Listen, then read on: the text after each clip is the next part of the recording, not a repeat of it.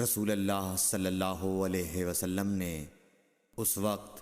جب آپ کے گرد صحابہ کی ایک جماعت بیٹھی ہوئی تھی فرمایا کہ مجھ سے بیعت کرو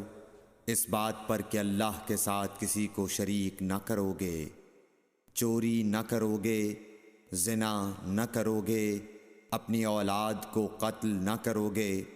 اور ناعمدن کسی پر کوئی ناحق بہتان باندھو گے،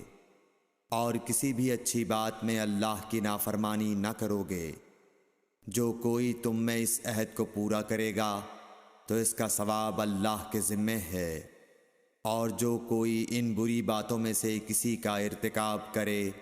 اور اسے دنیا میں اسلامی قانون کے تحت سزا دے دی گئی تو یہ سزا اس کے گناہوں کے لیے بدلہ ہو جائے گی، اور جو کوئی ان میں سے کسی بات میں مبتلا ہو گیا اور اللہ نے اس کے گناہ کو چھپا لیا تو پھر اس کا معاملہ اللہ کے حوالے ہے، اگر چاہے معاف کرے اور اگر چاہے سزا دے دے۔ عبادہ کہتے ہیں کہ پھر ہم سب نے ان سب باتوں پر آپ صلی اللہ علیہ وسلم سے بیعت کر لی۔ صحیح بخاری حدیث نمبر 18۔